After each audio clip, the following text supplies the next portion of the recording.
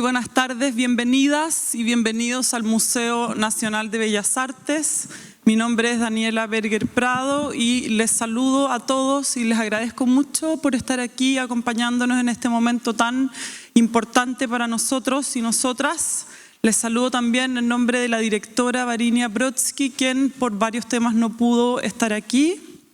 Es para mí y para nosotros en el equipo un honor presentar este libro maravilloso de Beatriz Leighton, este tesoro rojo con el que me permití jugar un juego muy cortito que jugaba el también grabador experimental Álvaro Donoso en el 72-73 junto a Hugo Rivera Scott y junto a la también grabadora, pintora experimental Lilo Salberg en Valparaíso y en Viña del Mar. Este juego era el juego de los espectros, que implicaba que los tres en distintos momentos abrían un libro y a partir de esa relación poética con el lenguaje, que es algo que sin duda permea y permanece en este libro, les hacía crear una obra colectiva. A partir de ese ejercicio tan sencillo, Camilo Carrizo, que es también un gran artista muy sencillo, dijo: qué maravilla, los artistas así han demostrado que pueden colaborar. Aquí tenemos también no solamente, ¿cierto?, al escritor teórico Justo Pastor Mellado, sino que a otra gran artista, a Voluspa Jarpa, presentando este notable libro de Beatriz. Y como museo, antes de, por supuesto, cederles la palabra a las y los autores de esta gran experiencia que les invito sin duda a revisar, decirles que esto resalta y refuerza nuestro compromiso con presentar no solamente archivos, libros, revisiones de prácticas de artistas, mujeres de nuestro país, que a veces, ¿cómo decirlo?, han tenido quizás voces menos altisonantes o han sido exhibidas menos veces, no es el caso, por cierto, de Beatriz, pero sí de otras, y también el compromiso de que estamos trabajando colaborativamente para incluir, así como a Beatriz, a otras muy importantes artistas mujeres en nuestro recambio de guión curatorial que abriremos próximamente en el segundo piso. Saludo también en el nombre de las importantes artistas mujeres experimentales en técnicas del grabado, del dibujo, de la pintura como Beatriz, a la recientemente fallecida Valentina Cruz, un modo de homenaje. Está aquí Adriana Senjo también, veo a varios otros nombres y colaboradores, investigadores queridos. Todos ellos procuraremos entonces colaborar para que podamos seguir presentando tesoros invaluables de la historia del arte contemporánea chilena como este. Muchas gracias y que disfruten la presentación.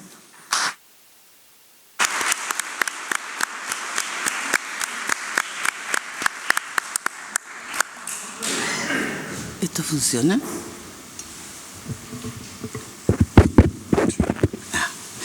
Buenas tardes.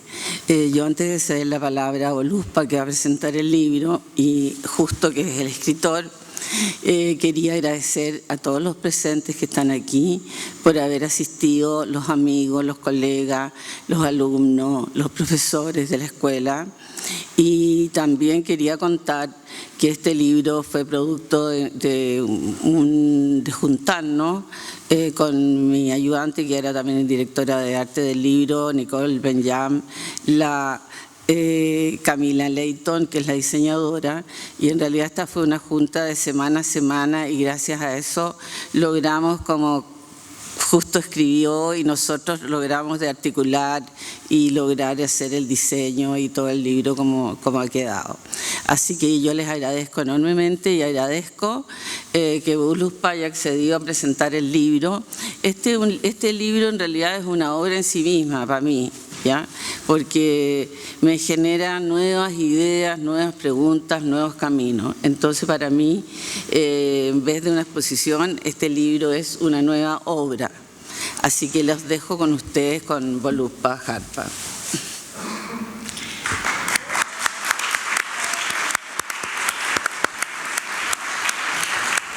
Bueno, muy buenas tardes. Es un gusto, Beatriz, estar acá y tener la ocasión de presentar tu libro. Quiero agradecerles a los dos por haber insistido en que tomara este reto.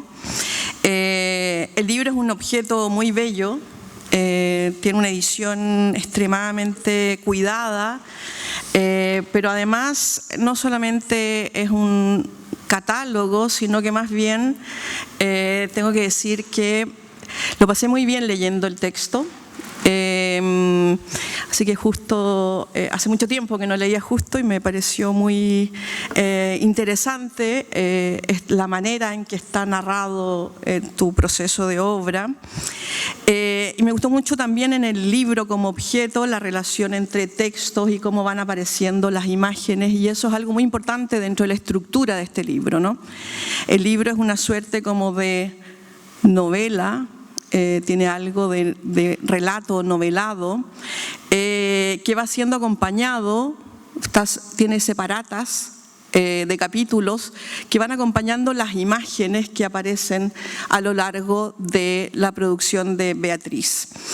Y también hace un juego narrativo que me pareció el más divertido, tal vez, para las personas. Sé que muchos de los que están acá tal vez vivieron esta historia, yo no la viví, entonces para mí fue muy interesante acceder a la historia de los años 70, 80, 90 en la trama del arte chileno como telón de fondo de tu propia producción artística y de tus estrategias de resistencia como autora, como grabadora y como artista mujer, ¿no?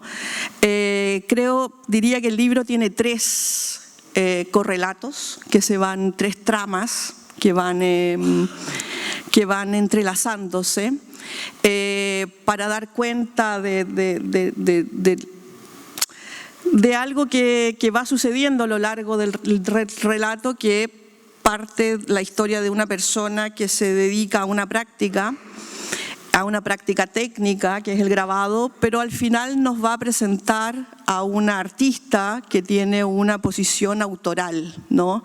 Y por lo tanto tiene una tensión discursiva, narrativa, que se hace presente y que se devela hacia el final del libro, ¿no? Entonces, ¿cuáles son las cosas que más me entretuvieron del libro? Bueno, su objetualidad y su visualidad es muy relevante. Hay un cuidado estético en este libro, estético conceptual, que lo hace como muy interesante, como pieza histórica, creo yo. Y lo otro son las tramas que se van entrelazando, ¿no? Entre el texto de Justo, que nos va presentando una trama del arte chileno a través de la vida y la producción y la formación de Beatriz y cómo ella va atravesando estas tramas. Entonces diría que lo primero que uno lee es la trama de este telón de fondo, de este contexto, ¿no? Y en ese sentido quisiera como destacar como algunos fragmentos de este contexto del arte chileno que aparece a la luz de tu propia inserción o distancia con el campo artístico y sus discusiones, ¿no?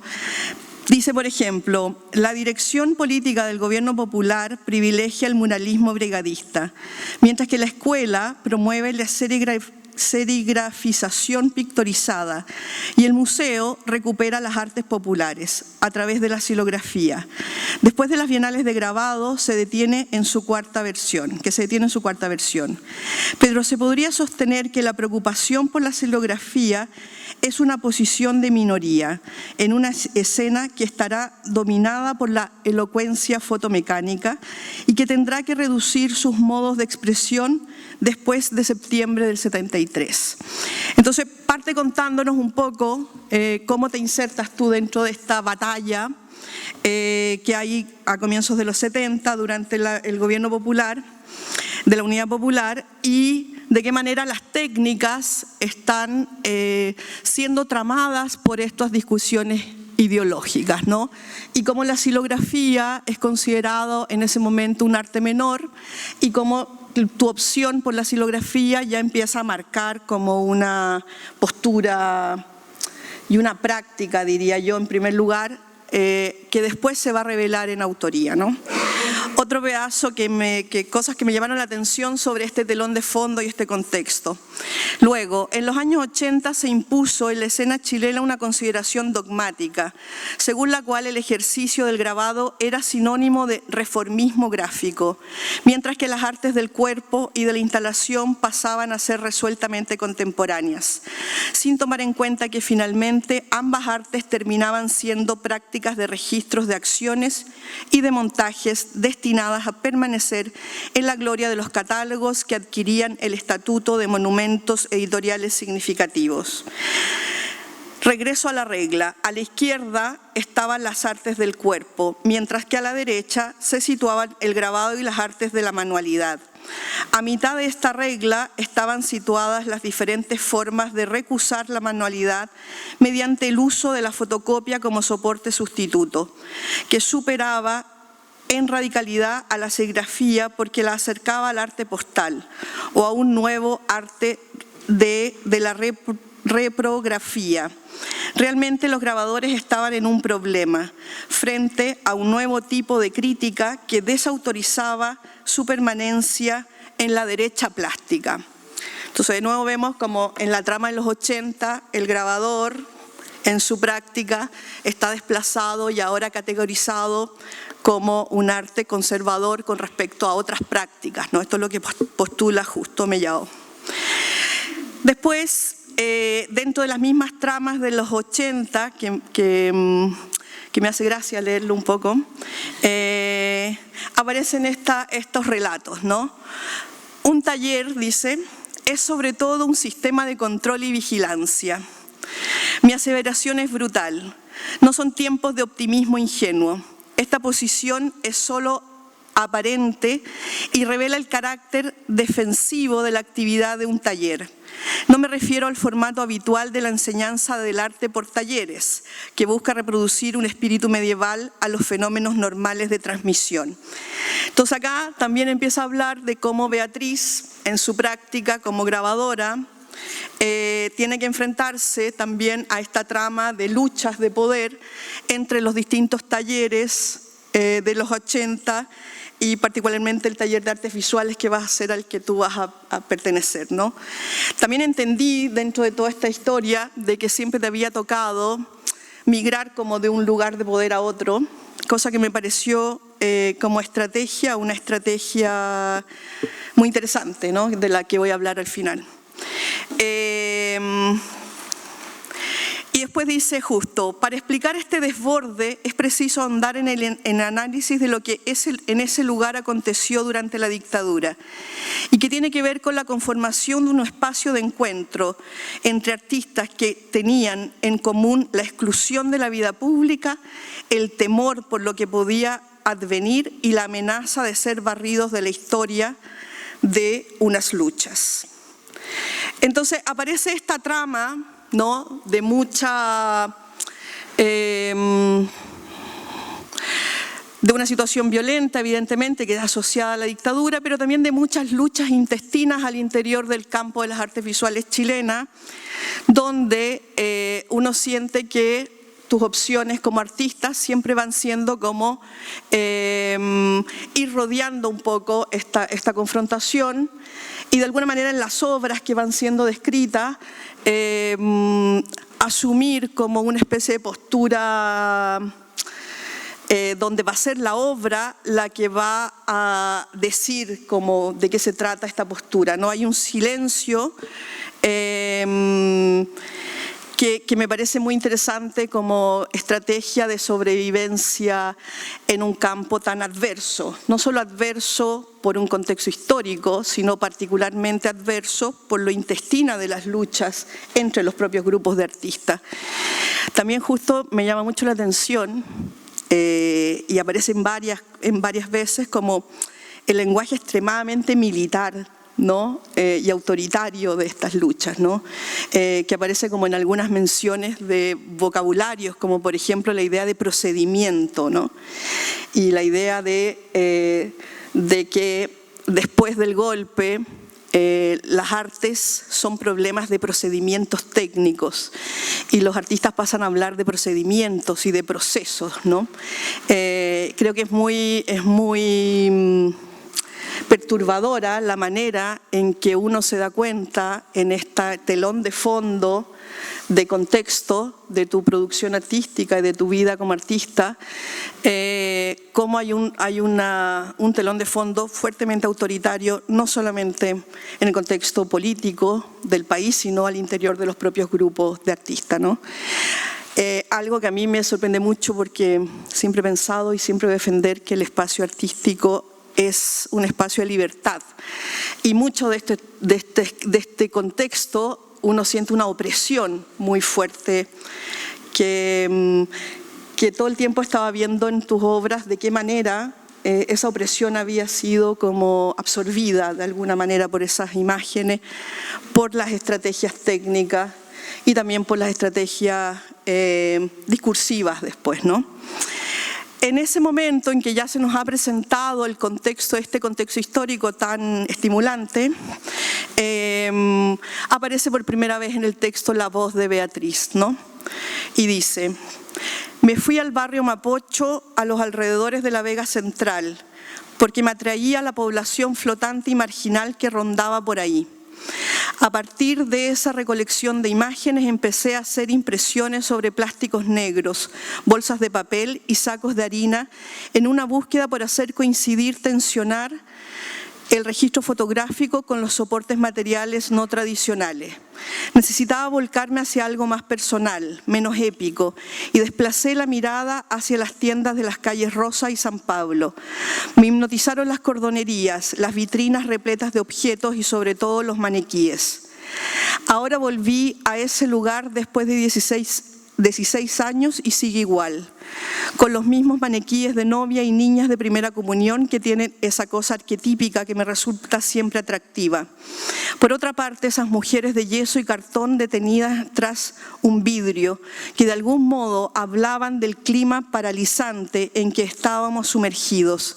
Y la cámara me permitió un tipo de observación muy valiosa, porque podía recoger con detalles mi actividad de voyeur.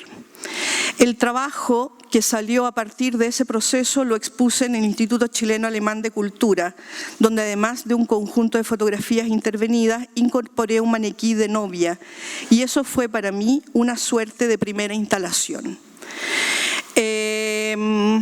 También el texto releva,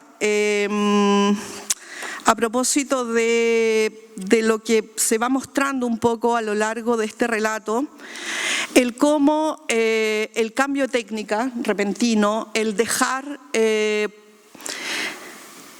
sin saber que estás haciendo obra en un principio, sino que el suspender la práctica de la técnica del grabado, ir al registro fotográfico, como dice justo en el texto, sin saber que esas fotografías son obra también, en el texto se entiende, y también en las propias obras se ve como la aparición de una voz propia, ¿no? Que aparece en este texto, que tiene que ver con los maniquíes. Y dice justo al respecto: las fotografías de maniquíes poseen un potencial que proyecta la angustia que producen las imágenes producidas por un aparato trampa. El aparato fotográfico por sí mismo es una trampa, como cuando se habla de una mina antipersonal colocada para explotar al menor contacto de un infante. Beatriz utiliza el aparato del grabado como un artificiero, desmontando el poder explosivo de la imagen explosiva para rebajar su poder y su carga destructiva. La visibilidad directa es una carga que es precisa, mediante el grabado, desmontar. De ahí a que piense que estas fotografías de maniquíes la conducen a desarmar las trampas del imaginario, obligando a tomar contacto con el cuerpo de la obra.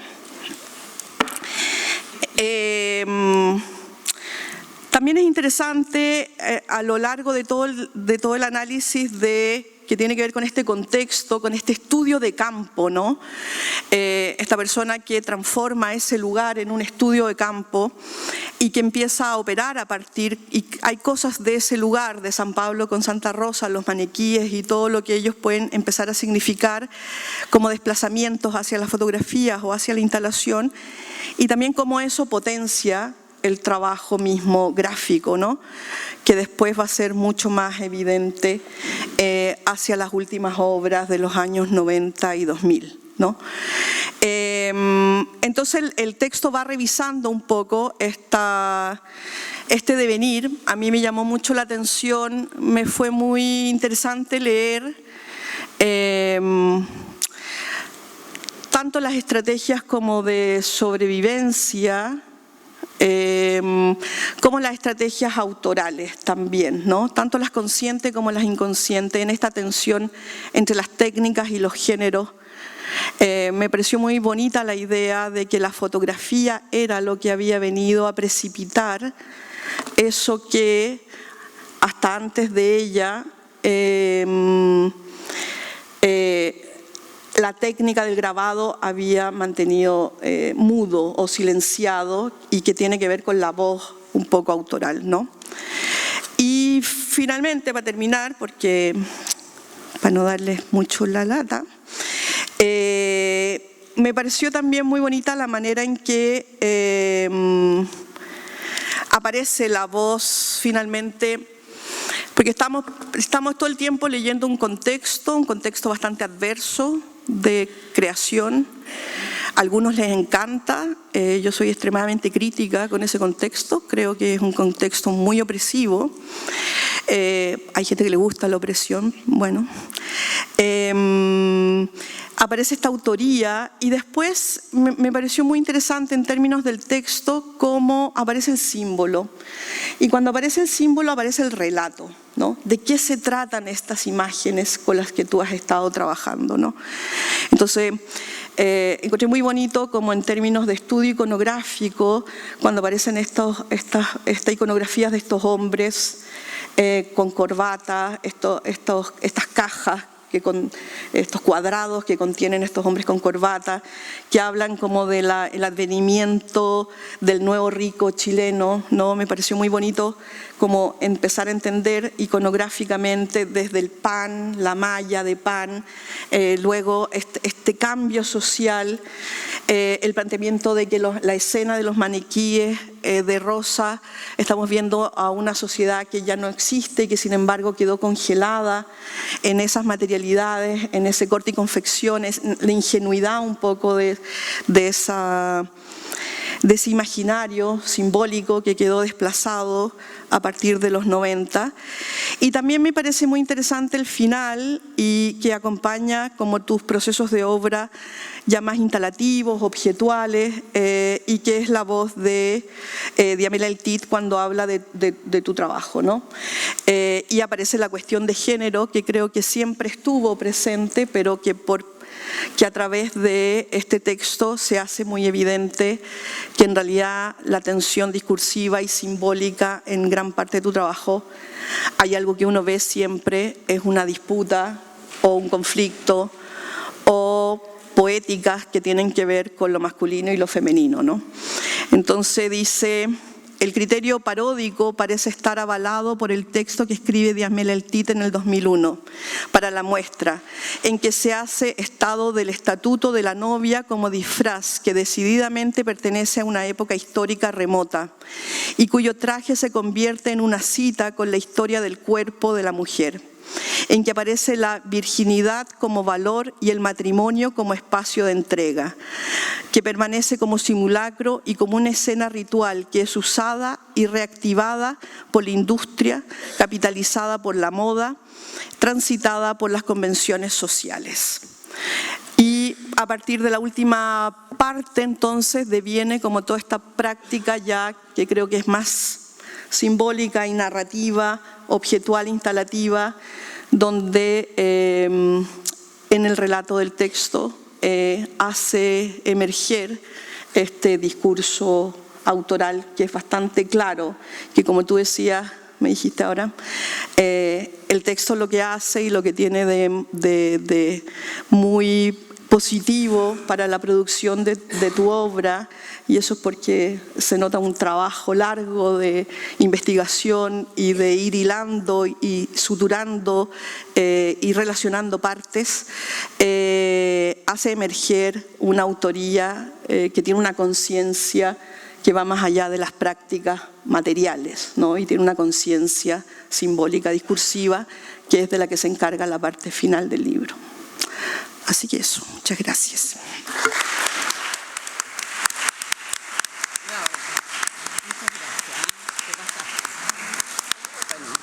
Muchas gracias. Muy interesante tu relato, me parece. Hola, bueno, no tengo mucho que agregar. No, pues ya escribiste. Así que... Sí. Y yo aquí soy el menos importante. ¿Cómo? Solo quería mencionar que, mira, es que se podría hablar de muchas cosas así y a propósito de lo que plantea Voluspa, que te agradezco mucho tu lectura y tu generosidad, tu crítica, tu incisividad en el asunto. Y me permite como pensar muchas relaciones también sobre lo que tú planteas y cómo lo leíste, ¿eh? Y cómo me pillaste en varias movidas. Creo que hay una cosa que sí me parece que quise hacer una biografía, ¿eh?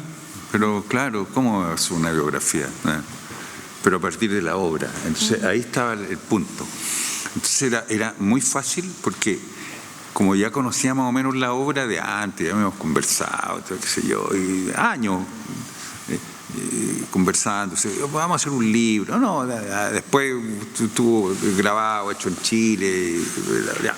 Entonces, ¿pero cómo? No, pues sí, al final era muy simple, hay que seguir la obra. Y eso es una muy buena de las cosas que he podido aprender, digamos, dentro de...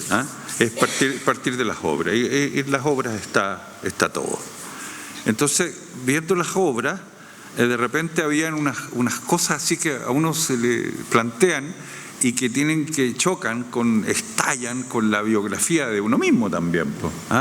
Entonces, qué sé yo, la cuestión del hilo. Entonces, yo digo, ¿pero cómo? Y yo recordaba que mi abuela, que era una señora que tenía un almacén en la población Juan Antonio Ríos, tenía en el almacén un gabinete, una vitrina que después yo reconocí en el arte contemporáneo que la usaban los artistas, una vitrina de almacén. Me acuerdo de las acumulaciones de Lepe, así, y ahí había una acumulación de Lepe, pero en los años 50. Entonces estaba llena de cosas y había como olor a quillay, porque la vieja vendía cosas así de todo, y vendía cuestiones de costura y aguja y tiza y tinta y goma de pegar, puras tonteras, pero que no estaban en el almacén. Entonces en el almacén tenían un lugar especial. Y yo, que vivía en Concepción, venía de vez en cuando, y cuando abría ese mueble salía un olor particular. Ya, listo. Y ahí uno queda marcado, qué sé yo. Y cuando empiezo a conversar y veo las obras, el hilo, la obra de Beatriz, digo, pero Beatriz, ¿y por qué San Pablo Rosa? Y empezamos a hablar de San Pablo Rosa, así como un eje etnográfico, potente. Entonces me dice, no, pero es que la pulpería de mi abuelo, a ver, ¿cómo es la cuestión? Y empiezan a aparecer unas cosas de las cuales nunca había hablado, nunca me había mencionado, y aparece Tierra del Fuego, y aparece Puerto Porvenir, y aparecen unas cosas impresionantes. Entonces digo, aquí esta cuestión me quedó un poco grande, así que me tuve que poner a leer sobre arquitectura pionera, sobre Magallanes, los croatas, ya la cuestión se empezó a complicar, hasta que tuve que hablar con el hermano de Beatriz para que me dieran unas precisiones así que fueron claves, sobre todo para entender la configuración del territorio que después tú veías eso confirmado en el trabajo xilográfico de superficie, sobre todo al hablar de la extensión de la Patagonia y de ciertas depresiones donde se fondeaban las ovejas, y para protegerse del viento, de todo. Luego la cuestión de la historia del alambre de púa, en fin, o sea, unas cuestiones que yo dije, cómo la obra empieza a complicarse y empieza a generar unas cosas y unas historias así, unos estallidos, como te digo, muy de infancia, Entonces, y eso empezó a tener un rango de amabilidad en la prospección que te iba llevando de una cosa a otra y una cosa a otra más dramática. Por ejemplo, cuando tú mencionas muy bien eso, y me agradó mucho que lo percibieras de el contexto, la cuestión polémica interna y externa, que, ¿verdad? Lo que a mí más me impresionó aquí en la obra fue cuando descubrí las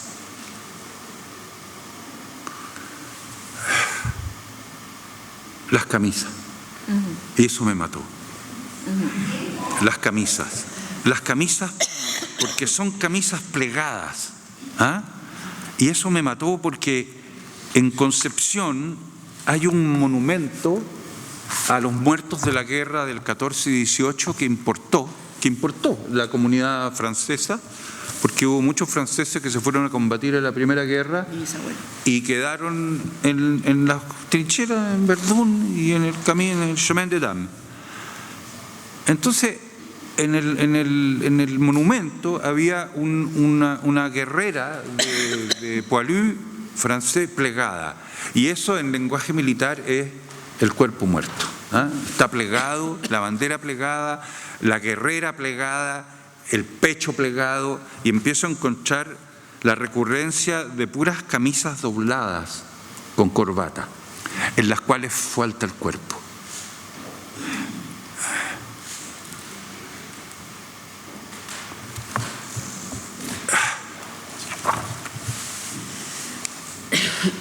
Y los cuerpos faltaban. Eso. Entonces, cuando descubrí eso, el libro agarró otro rumbo. Y por eso, cuando hicimos el libro, que ya es otra cosa, escogimos con Camila y Nicole esta foto que van a ver ustedes. Y en esta foto está un anciano, un señor con su cuerpo, y está haciendo un paquete. Entonces eso definió la contraportada, el paquete. Y el libro en sí mismo es un paquete. Y luego en el paquete, Beatriz marcó el hilo rojo nomás, con todas las connotaciones que tiene el hilo rojo ya. Y el hilo rojo entonces estaba definido en la misma obra. Por eso hicimos la portada. Entonces era muy simple, porque la obra permitía armar el objeto. Y el objeto entonces ya puede entrar ahí de la Patagonia a las camisas, de las camisas al viejo de ahí, después a San Pablo Rosas, después acá, allá, hasta al final la pregunta infantil que tiene que ver con esto que tú decías, esa distinción que se hacía entre trabajo menor y trabajo minoritario, que es importante mencionarlo, que es que la pregunta básica es, ¿y por qué así xilografía? ¿De cuándo? Y la respuesta, obviamente, de una chica de Punta Arenas, es decir, bueno, por las huellas del caminante sobre la nieve, con una amenaza, es que la nieve funde y desaparece la huella. Entonces hay que asegurar que la huella permanezca. Entonces ahí pasa de la huella ya a la estampa. Y ahí Mario Soro no hablará. ¿Quién está? Porque, no, si por ahí está, por ahí, tiene que estar por ahí. Ya. Entonces, la cuestión de la estampa.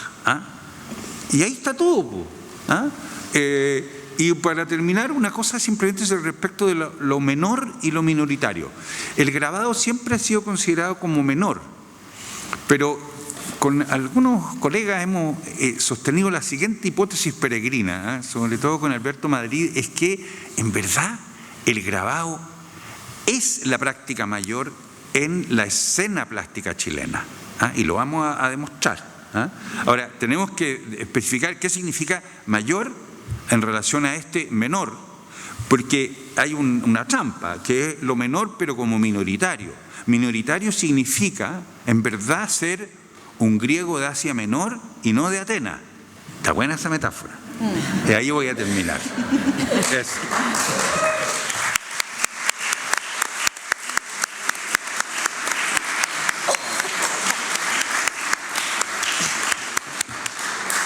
Esta parte te la iba a leer. No, se me pasó. No sé si puedes leer. Ya, es que ya. Claro, léela nomás. No, para seguir con mi hipótesis opresiva. No, total. Bueno, la voy a leer. Y después podemos abrir a preguntas o algo así.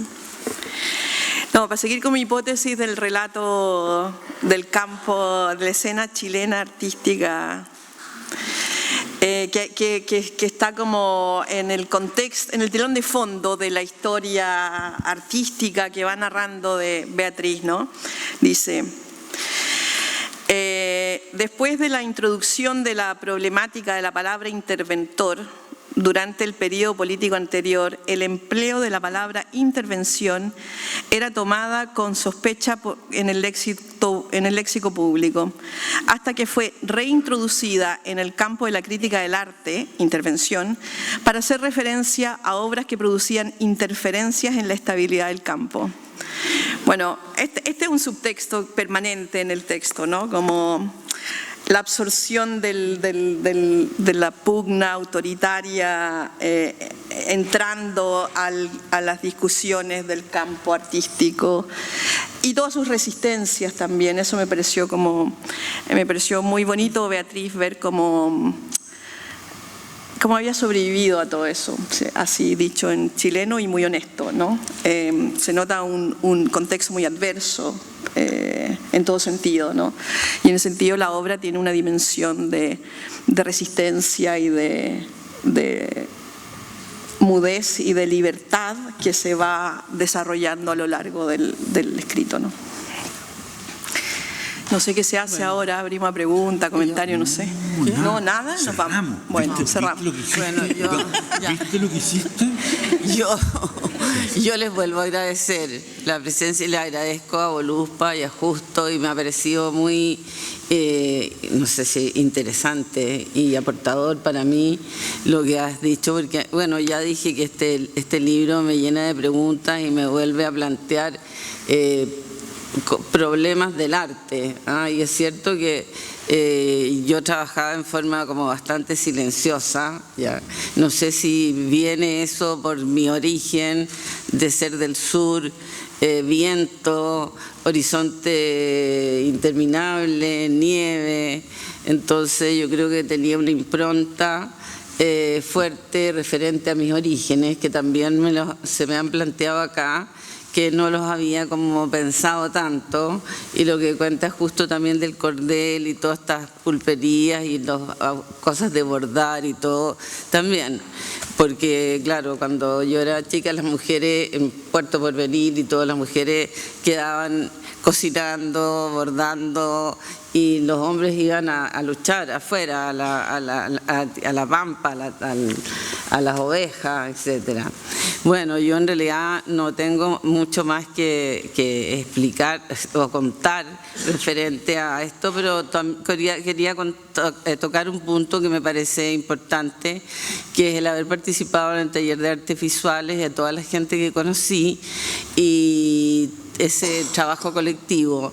Y después en el taller de 99, que también era un trabajo silencioso, en grupo, y aquí hay algunas amigas como la Tere Gacitúa que trabajamos los dos talleres, y yo creo que ahí también hicimos lazos y resistencia, porque igual vivíamos en tiempos difíciles y el grabado no era las obras que salían, ¿ya?, sino que era más bien, siempre se consideró como arte menor, pero yo siempre he insistido, ¿ya?, que es el desarrollo de mi obra y mi cuerpo de obra a través del grabado y la silografía y la foto.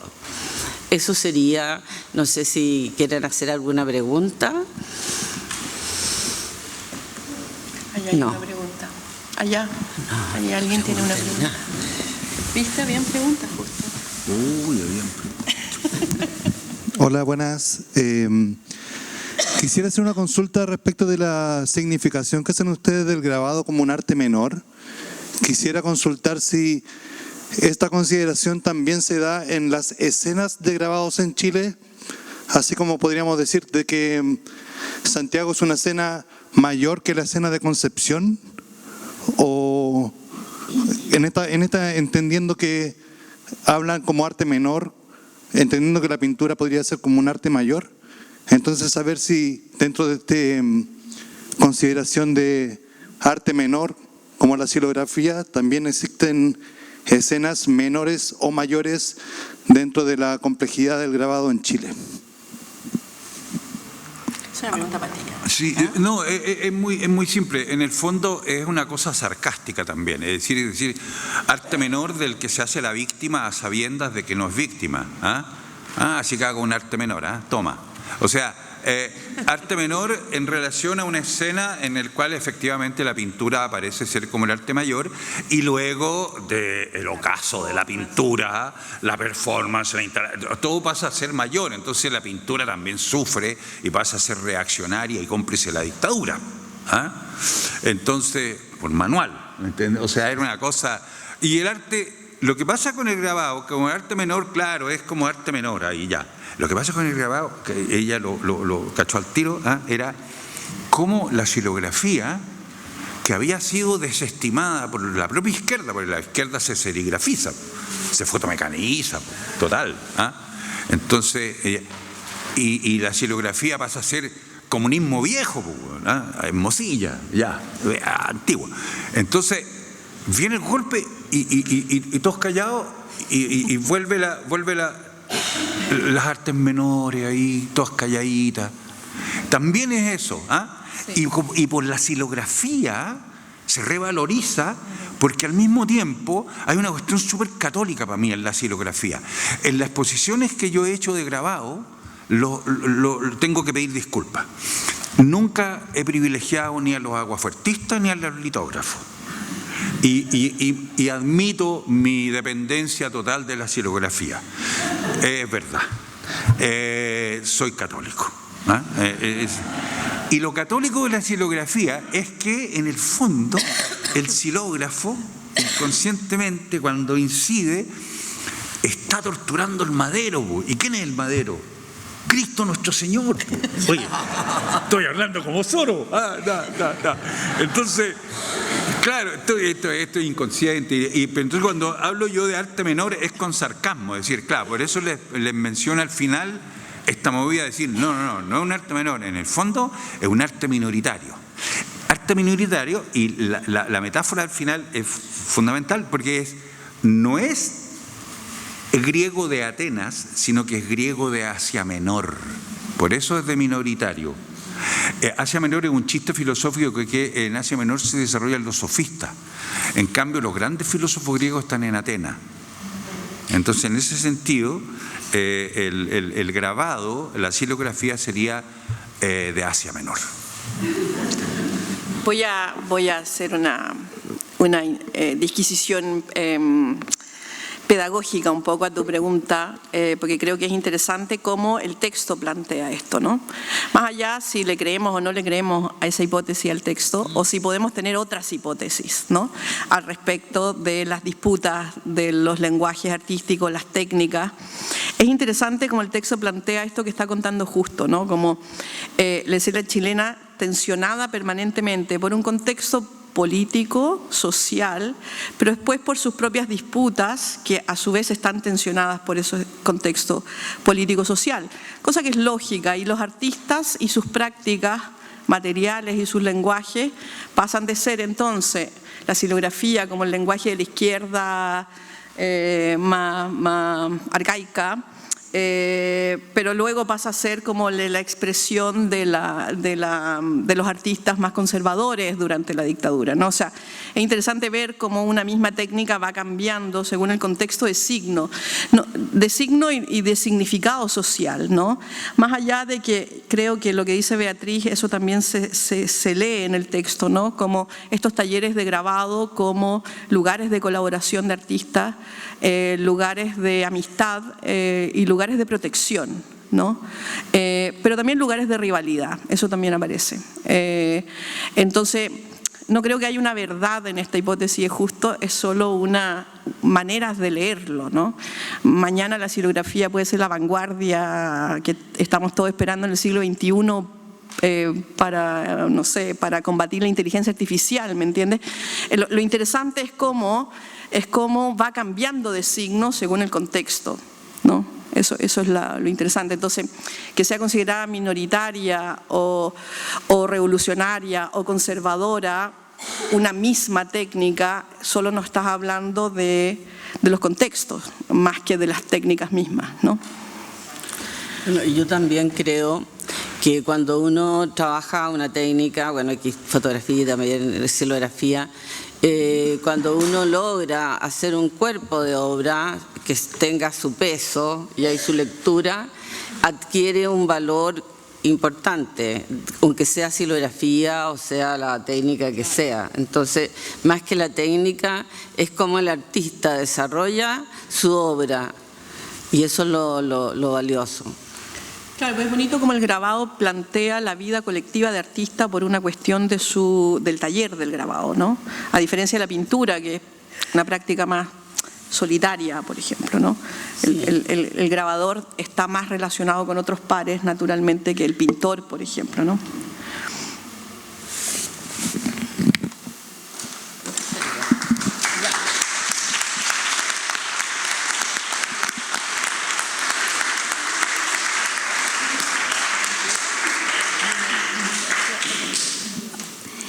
Bueno, no es una pregunta. Quiero aprovechar este momento como exalumna de Beatriz, que al escuchar la historia, el libro, se refleja también lo que vivimos en clase.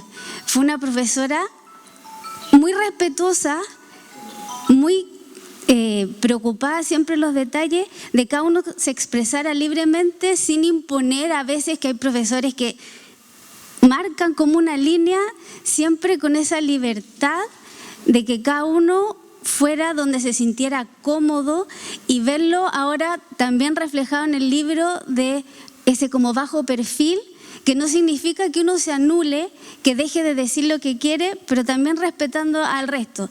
Entonces era como un momento de agradecimiento, que a lo mejor cuando uno está en la universidad es chico, como que no entiende mucho, pero siempre queda como algo que de repente uno lo ve y lo agradece mucho, porque en expresarse en uno, en entender a los otros compañeros o a los otros artistas, ese como respeto que siempre fue trabajado como inconscientemente, que yo creo que todos lo recordamos y agradecemos profundamente haber sido tus alumnos. Así que muchas gracias. Oye, muchas gracias. Se agradece. Vamos, que está bien. Muchas gracias.